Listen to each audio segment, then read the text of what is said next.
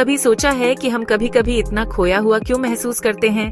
हम सब एक अजीब सी दौड़ में भाग रहे हैं, एक ऐसी दौड़ जहां फिनिश लाइन आगे खिसकती रहती है। हम उठते हैं, अपने फोन चेक करते हैं, सोशल फीड स्क्रॉल करते हैं और तुलना शुरू हो जाती है।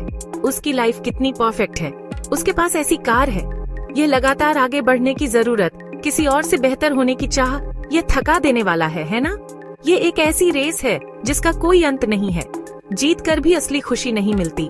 ये एक ऐसा खेल है जिसमें हमारी हार तय है, क्योंकि इसके नियम दूसरों ने बनाए हैं। हम बस एक ऐसे शो में कठपुतलियां हैं जिसके लिए हमने कभी हामी भरी ही नहीं थी। समस्या सीधी सी है, हम खुशी को अपने बाहर खोज रहे हैं। हम अपनी खुशी का रिमोट कंट्रोल दूसरों के हाथ में दे देते हैं। जब वे हमारी तारीफ करते हैं तो हम खुश हो जाते हैं, जब वे हमारी आलोचना करते हैं तो हम दुखी हो जाते हैं। आप उनकी राय के गुलाम बन जाते हैं, उनकी उम्मीदों पर खरा उतरने के लिए खुद को लगातार बदलते रहते हैं। प्रभावित करने का यह दबाव हर जगह है। स्कूल में दोस्तों से बेहतर ग्रेड, कॉलेज में एक बेहतर जॉब पैकेज, करियर में एक बड़ा टाइटल, एक बड़ी सैलरी, एक बड़ा घर। हम यह सीढ़ी चढ़ते रहते हैं, यह सोचकर कि अगला कदम शांति लाएगा। यह एक चक्रव्यूह है, एक भूल भुलैया जिसमें हम खुद को फंसा लेते हैं। यह रोहन की कहानी है। हम में से कई लोगों की तरह वह हमेशा दूसरों को इम्प्रेस करने की कोशिश में लगा रहता था।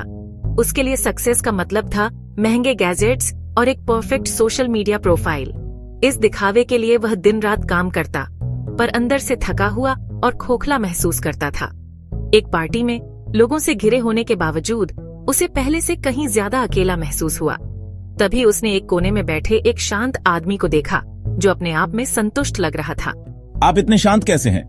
क्योंकि मैं कोई रेस दौड़ ही नहीं रहा हूँ। ये रेस एक मृग तृष्णा है। असली खुशी चीजों में नहीं, ये तुम्हारे अंदर है। इस बातचीत ने रोहन के मन में एक बीज बो दिया। उस आदमी के शब्द रोहन के दिमाग में गूंजते रहे। यह दौड़ एक मृग तृष्णा है।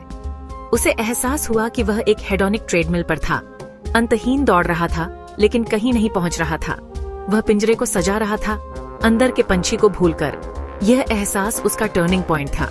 उसने सोशल मीडिया के शोर से खुद को अलग कर लिया। अब वह भीड़ भरे मॉल से दूर पार्क में लंबी सैर करता, छोटी छोटी चीजों में खुशी ढूंढता और पहली बार खुद को जानने की कोशिश करता। धीरे धीरे उसकी सफलता की परिभाषा बदल गई। अब खुशी दूसरों पर निर्भर नहीं थी, उसने अपनी खुशी का रिमोट ढूंढ लिया था। तो आप यह आंतरिक शांति कैसे पा सकते हैं? पहला कदम है माइंडफुलनेस। दिन में बस कुछ मिनट शांति से बैठें, अपनी सांस पर ध्यान दें और विचारों को बादलों की तरह गुजरने दें। दूसरा, सोशल मीडिया से दूरी बनाएं। याद रखें, यह सिर्फ एक हाईलाइट रील है। साथ ही कृतज्ञता का अभ्यास करें। हर रात उन 3 चीजों को याद करें जिनके लिए आप आभारी हैं। अंत में अपनी यात्रा पर ध्यान केंद्रित करें। आपकी होड़ सिर्फ उस व्यक्ति से है जो आप कल थे। हर दिन थोड़ा बेहतर बनने की कोशिश करें। यही सच्चे विकास और संतुष्टि का रास्ता है। अंत में परम सत्य, आखिरी सच यह है, शांति कोई ऐसी चीज नहीं है जिसे आप ढूंढते हैं। यह कुछ ऐसा है जिसे आप बनाते हैं। खुशी कोई मंजिल नहीं है जहां आप पहुंचते हैं।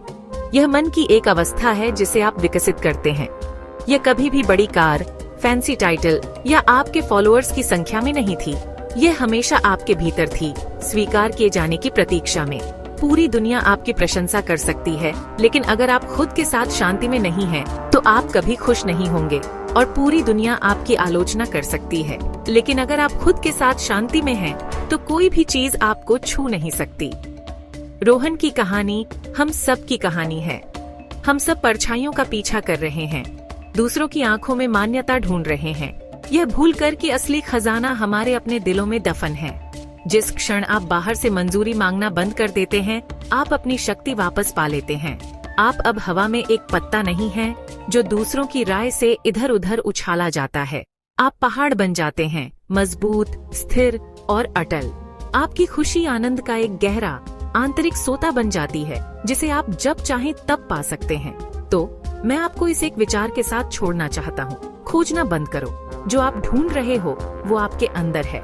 आप वही हैं जिसे आप ढूंढ रहे थे। एक गहरी सांस लो, खुद को साबित करने की जरूरत को जाने दो, तुलना को जाने दो, बस तुम रहो। आपकी यात्रा आपकी अपनी है, आपकी गति आपकी अपनी है। याद रखना, तुम्हारी शांति तुम्हारी सबसे बड़ी शक्ति है।